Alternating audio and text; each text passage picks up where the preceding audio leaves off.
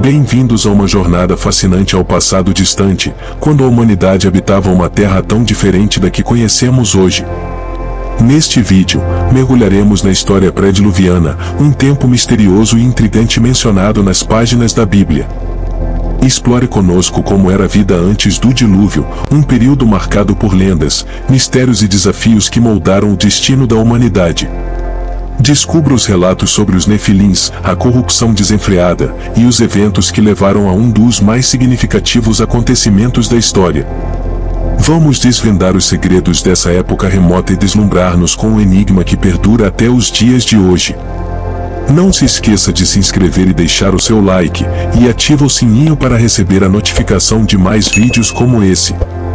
Obviamente, a primeira família pré-diluviana foi a família de Adão. Após serem expulsos do Jardim do Éden, Adão e Eva se estabeleceram e tiveram filhos e filhas. Caim, o primeiro filho do casal, tornou-se o primeiro assassino do mundo pré-diluviano, ao matar covardemente seu irmão Abel. De acordo com a narrativa bíblica no livro de Gênesis, antes do dilúvio, o mundo era habitado por uma humanidade que havia se afastado dos caminhos do Senhor e se entregado à maldade e corrupção. As pessoas viviam em pecado, violência e depravação, e essa condição terrível provocou o descontentamento de Deus. A corrupção e violência generalizada que caracterizava a sociedade daquela época. A narrativa bíblica no livro de Gênesis, capítulos 6 a 9, apresenta uma imagem sombria da condição humana pré-diluviana. A combinação de corrupção e violência levou a um estado de depravação em toda a sociedade. A deterioração moral e o comportamento pecaminoso eram tão predominantes que Deus se entristeceu profundamente com a condição humana.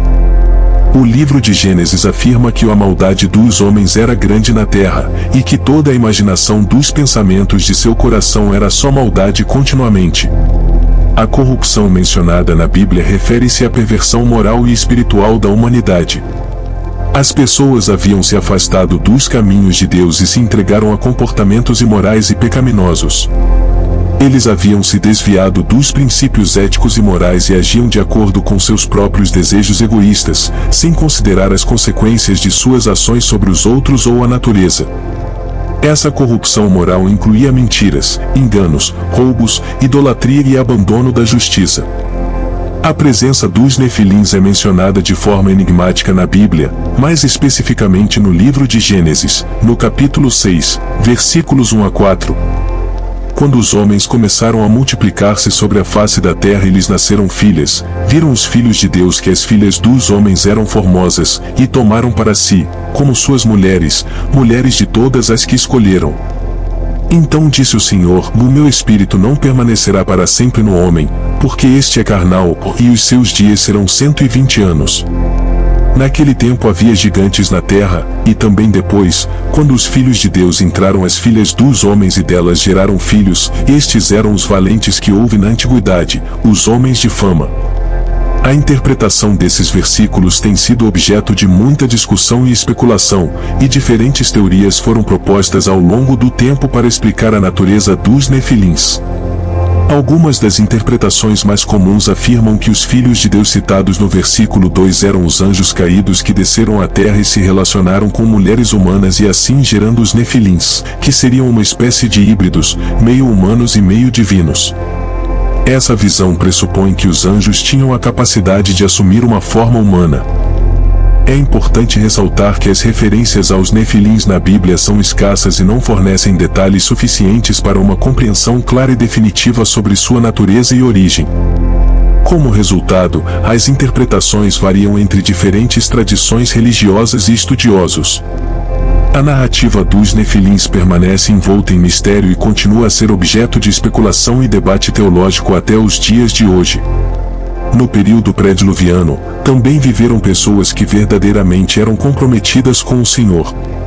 Abel, por exemplo, foi o primeiro mártir e continuou sendo lembrado como um exemplo de fé até nos tempos do Novo Testamento. Enoque, outro homem piedoso, teve um relacionamento tão próximo com Deus que foi trasladado e não experimentou a morte. Além disso, Noé nasceu, cresceu e se desenvolveu como homem durante esse período, sendo exceção como uma pessoa que permaneceu temente ao Senhor. O texto bíblico registra que a família de Noé foi a única poupada quando a paciência de Deus considerou intolerável a situação de depravação generalizada daquela civilização. O período chegou ao fim com o derramamento da ira de Deus e a destruição da terra. A maldade estava em um nível tão elevado que o escritor bíblico usa a figura do arrependimento divino para expressar o descontentamento com a humanidade. O apóstolo Pedro descreve o fim da história pré-diluviana nos seguintes termos no Novo Testamento: pelas quais coisas pereceu o mundo de então, coberto com as águas do dilúvio. Essa situação extrema e desfavorável levou Deus a tomar a decisão de enviar o dilúvio como um ato de juízo e purificação da terra. No entanto, apesar do dilúvio e do recomeço da humanidade com Noé e sua família, a ideia de aprender com os erros do passado e buscar uma vida justa e moral sempre permaneceu como uma mensagem central nessa história bíblica. E assim concluímos esta fascinante viagem ao passado, explorando a vida pré-diluviana. Um período repleto de mistérios, desafios e escolhas que moldaram o destino da humanidade. Conhecemos a corrupção desenfreada, mas também a perseverança daqueles que buscavam viver segundo a vontade do Senhor. Que as lições dessa época remota ecoem em nossos corações e mentes, lembrando-nos da importância de cultivar valores éticos e morais em nossas vidas. Que possamos aprender com os erros do passado e trilhar um caminho de justiça, amor e compaixão. Que este vídeo seja um lembrete de que cada decisão que tomamos hoje molda o futuro que construiremos amanhã. Que busquemos a sabedoria nas Escrituras e encontremos inspiração para enfrentar os desafios da vida com fé e esperança. Agradeço por nos acompanhar nesta jornada histórica. Se o vídeo trouxe reflexões e conhecimentos, compartilhe-o com aqueles que também desejam aprender e crescer. E que, juntos, possamos seguir em busca de um mundo melhor, guiados pela luz da verdade e da sabedoria divina. Até a próxima aventura. Que a paz do Senhor esteja com todos nós.